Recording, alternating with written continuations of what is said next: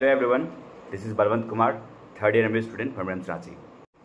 तो चलिए शुरू करते हैं आज का वीडियो। तो आज मैं आप लोगों को बताऊंगा, जब आप लोग एमबीबीएस में एडमिशन कराने जाइएगा अपना मेडिकल कॉलेज, तो आपको कौन कौन से डॉक्यूमेंट उसमें ज़रूरत पड़ेगी, कौन कौन से डॉक्यूमेंट आपको वहाँ पर सबमिट करना है, वो आज मैं बात करूँगा।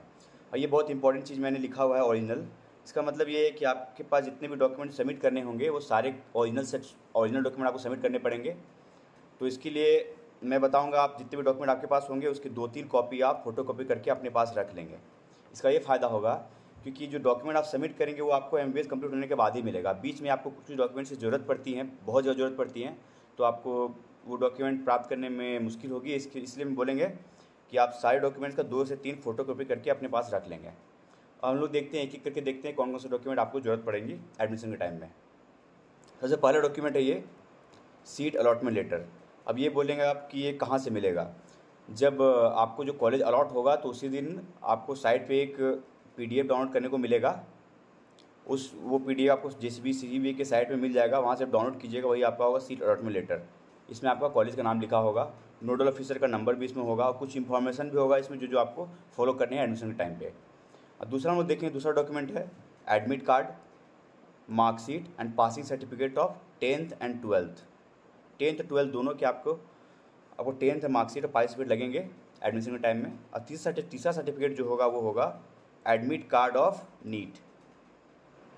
जब आप एग्ज़ाम दिए होंगे तो आपके पास एडमिट कार्ड होगा, वो एडमिट कार्ड आपके पास लगेगा। अगर आप एडमिट कार्ड को गुम कर चुके हैं तो आपको एक FIR कॉपी देना पड़ेगा। एडमिट कार्ड अगर लॉस्ट हो जाता है तो आपको एक FIR कॉपी देना पड़ेगा। और चौथा डॉक्यूमेंट जो है वो है आपका स्कोर कार्ड ऑफ नीट। ये जो आपका रिजल्ट जो आएगा वही रिजल्ट ही बोला जा रहा है। ये रिजल्ट का जो PDF होगा उसको आप फोटोकॉपी निकाल कर रखेंगे, वो आपको सबमिट करना पड़ेगा। अगले डॉक्यूमेंट की तरफ बढ़ते हैं। अब ये है residential certificate. Residential certificate CO level का होगा या SDO लेवल का, ये दोनों में से किसी का भी बनवा सकते हैं। अभी आपके पास इनफ टाइम है, आप बनवा सकते हैं ये। और रेसिडेंशियल सर्टिफिकेट ये भी सबमिट करना पड़ेगा आपको। और दूसरा है ये इनकम सर्टिफिकेट। इनकम सर्टिफिकेट लगेंगे आपको, ये भी आपको सबमिट करना पड़ेगा CO और SDO लेवल का। और तीसरा डॉक्यूमेंट इसमें आ जाएगा आपका कास्ट सर्टिफिकेट। कास्ट सर्टिफिकेट उन्हीं का लगेगा जो रिजर्व कैटेगरी से सीट नहीं लेंगे, अनरिजर्व कैटेगरी से सीट नहीं लेंगे। जो सीट लेंगे EWS कैटेगरी सीट ले सकते हैं, OBC BC1 कैटेगरी का सीट हो सकता है, BC2 कैटेगरी का सीट हो सकता है, SC कैटेगरी सीट हो सकता है, ST कैटेगरी सीट हो सकता है। जो कैटेगरी से सीट लेंगे उन्हीं को ही कास्ट सर्टिफिकेट सबमिट करना पड़ेगा। जो अनरिजर्व कैटेगरी का सीट लेंगे उन्हें कास्ट सर्टिफिकेट की जरूरत नहीं है। और ये सारे के सारे सर्टिफिकेट CO और SDO लेवल के होंगे। अब अगले डॉक्यूमेंट की तरफ बढ़ते हैं। अगला डॉक्यूमेंट है हमारा school and college leaving certificate. जिससे आप इसके पहले अगर 12th में पढ़ते थे आप, तो 12th से आपको 12th जब पास करते हैं तो आपको एक स्कूल लिविंग सर्टिफिकेट मिलता है, वो आपको लेना पड़ेगा।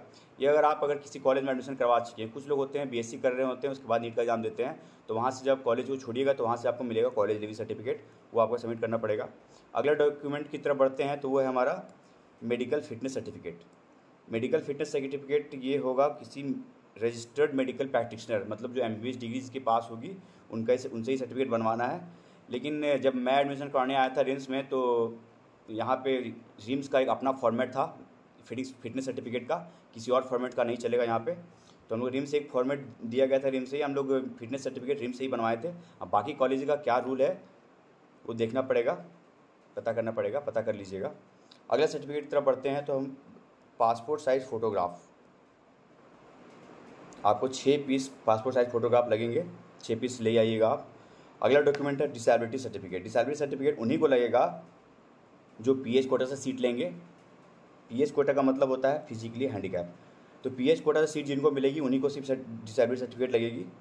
अगला सर्टिफिकेट आपका एंटी रैगिंग एफिडेविट, ये आपका बनेगा एंटी रैगिंग एफिडेविट जो है ये आपका बनेगा कोर्ट से बनेगा। ये आपको कॉलेज आने के बाद बनवा सकते हैं, एडमिशन टाइम में ये नहीं लगेगा, लिखा हुआ है लेकिन एडमिशन टाइम में नहीं। आपको ये सर्टिफिकेट आप बाद में बनवा सकते हैं।